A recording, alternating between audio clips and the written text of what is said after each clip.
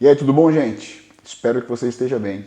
Hoje é o 11º dia da campanha e hoje, ao meio-dia, é o clamor poderoso, né? Daquilo que Deus colocou nos nossos corações, e sei que Deus ele se agrada e se alegra com este momento de oração, com esse momento de estarmos confiando nele.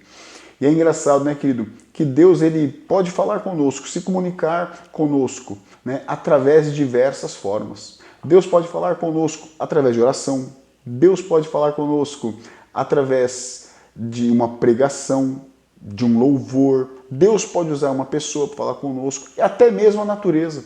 Deus tem diversas maneiras de se comunicar conosco, mas nós, para falarmos com Deus, é só através da oração.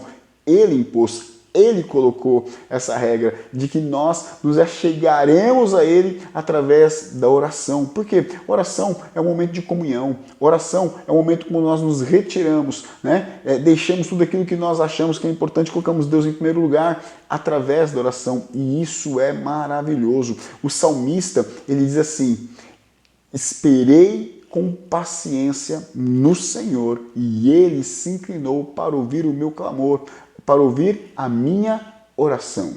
Quando o profeta diz, né, o salmista diz, esperei com paciência, ele está dizendo que esperou de braços cruzados. Ele está dizendo que esperou confiando, acreditando no caráter do Senhor, e que o Senhor ia ouvir essa oração, e que quando ele ouvisse, ele seria abençoado. Isso é maravilhoso, porque nos traz a certeza e a convicção de que Deus nos ouve e Ele quer que nós oremos.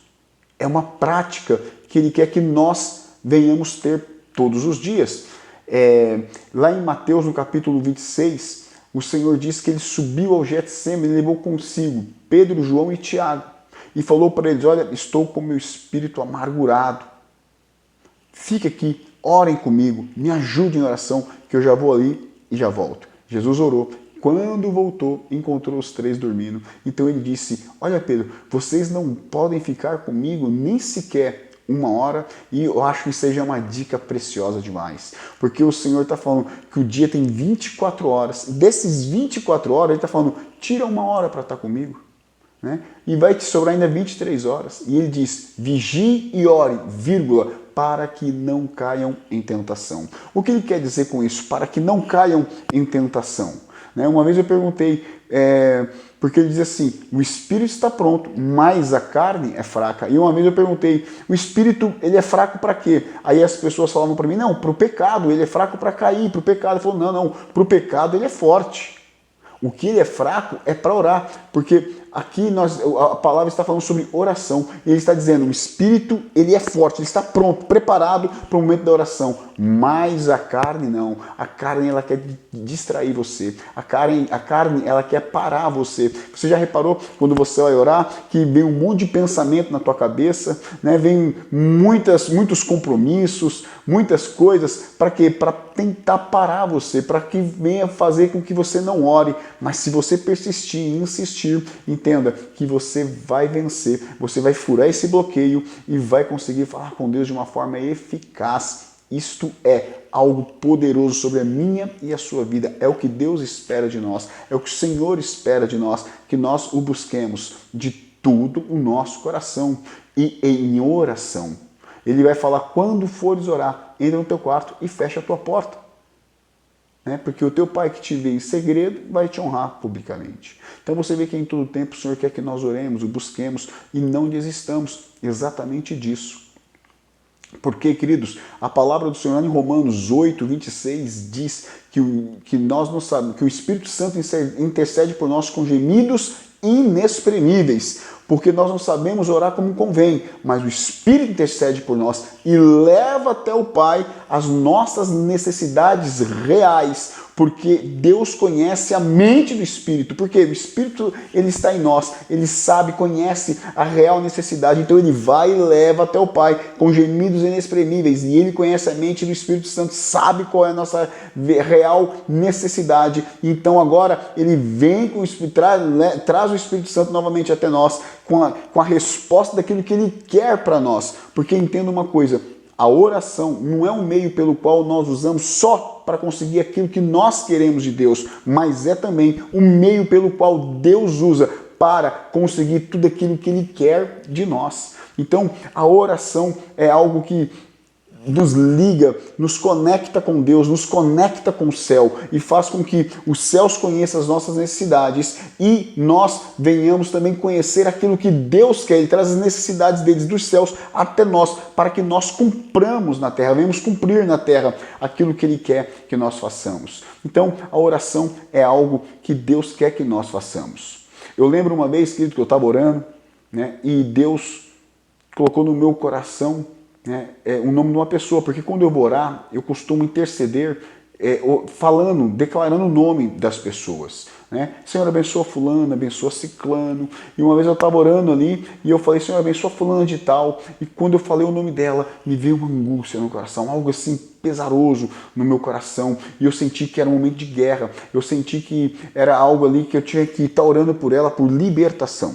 E eu comecei a chorar. E minha sogra olhou para mim e ficou assustada ainda, porque eu chorava desesperadamente, levantei minha mão em direção à casa dela e clamava, Senhor, repreende o espírito de morte, repreenda, meu Deus, fecha a sepultura dela. E eu ali orei por um tempo, até que veio aquela paz no meu coração. E quando veio essa paz no meu coração, eu parei de orar por ela e fui orar por outras pessoas.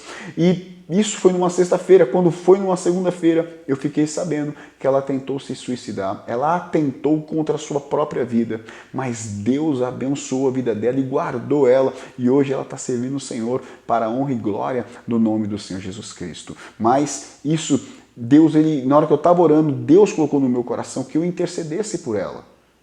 Agora, e se eu não estivesse orando? Então, quando você ora, querido, Deus ouve a tua oração, Deus usa aquele momento para poder estar tocando e alcançando pessoas. Então, que nós não deixemos de orar, que nós continuemos, insistamos em oração, porque o Senhor também nos ensina em muitas passagens na Bíblia que nós temos que ter uma oração persistente, que nós não podemos desistir, mesmo que pareça ser algo que ainda não aconteceu, mas o Senhor quer que nós insistamos. Então não desista, não pare, continue orando que o milagre vai acontecer. Uma hora o milagre bate na tua porta, uma hora a porta se abre, uma hora a cura chega, uma hora a paz vem sobre a tua casa. Deus, Ele quer exatamente isso sobre a minha e a sua vida, que nós oremos a Ele, que nós clamemos a Ele de todo o nosso coração. Ai, por isso que o bichinho me picou aqui atrás.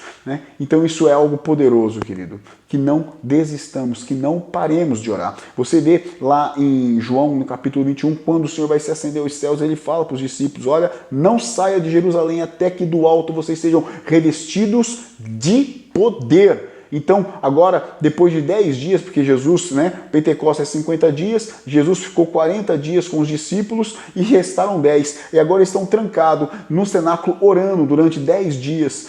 E agora que eles estão orando, no dia de Pentecostes, a palavra do Senhor diz que o Espírito Santo veio sobre eles, porque eles estavam ali em comunhão, estavam orando e eles receberam do alto revestimento de poder. Isso é algo tremendo, querido. Nós vamos ver também em Atos, no capítulo 4, a partir do versículo 26, quando Cornélio está orando, está buscando ao Senhor, e aí agora um anjo vem falar com ele, fala, olha, vai e manda alguém chamar a Pedro, que está na casa de Simão, o curtidor, para que ele venha e ouça com atenção o que ele está te falando. No mesmo momento ali, conectando ali com a visão que Cornélio está tendo, Pedro, ele está esperando o almoço ficar pronto, ele sobe até o terraço e vai orar. E quando ele está orando, Deus dá uma visão poderosa para ele. E Deus fala para ele que viriam 2 homens, e que ele fosse até a casa desses homens, porque ele tem uma mensagem para aqueles homens de salvação.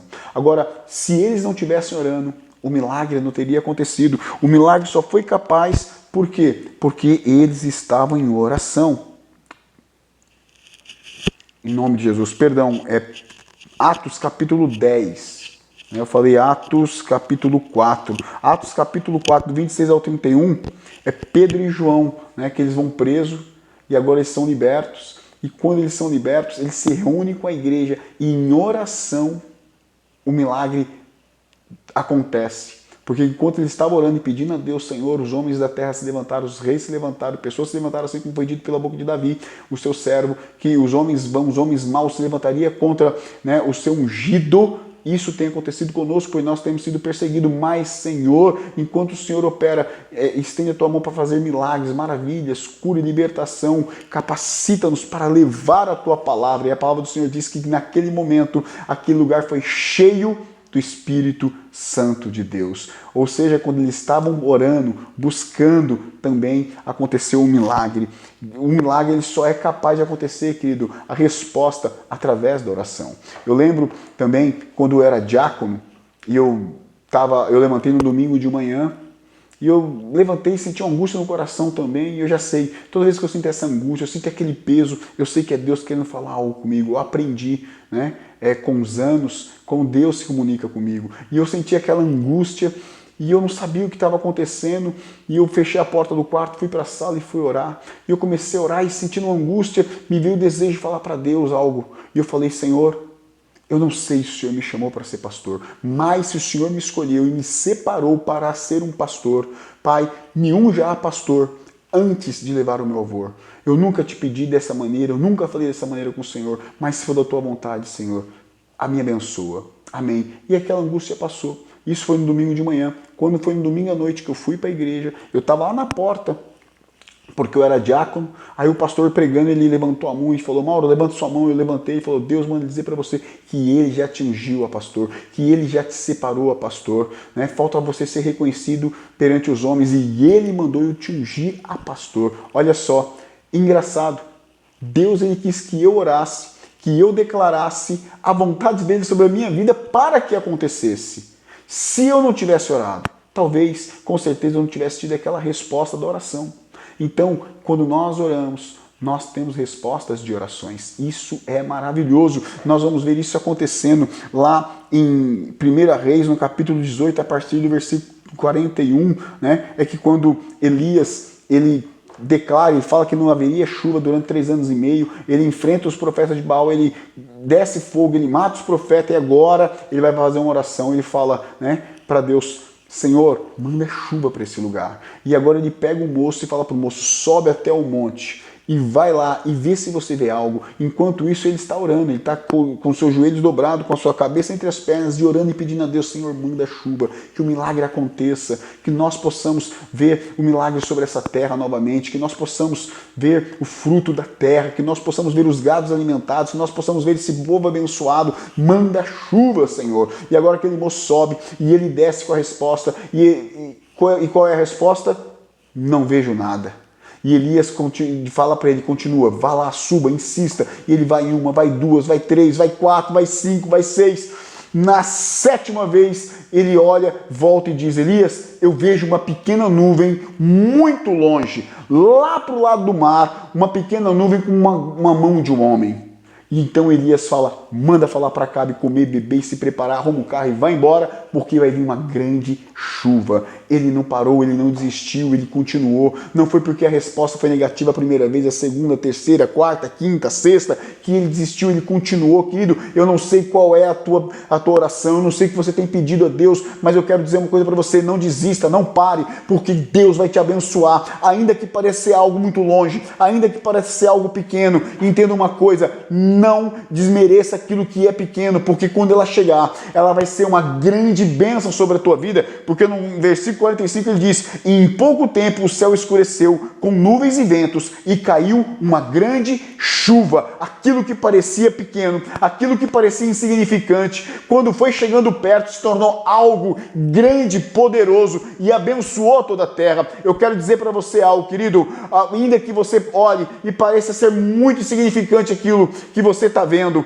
me entenda, Deus vai te abençoar e Deus vai mandar uma grande chuva de bênção sobre a tua casa, sobre a tua família, sobre o teu trabalho, sobre os teus sonhos, e se tornará algo grandioso sobre você, em nome do Senhor Jesus. Não pare, não desista, continue, ainda que pareça pequeno, se tornará algo grande e poderoso sobre você, em nome de Jesus. Amém? Vamos orar? Senhor, meu Deus e meu Pai, muito obrigado, Deus, por essa palavra.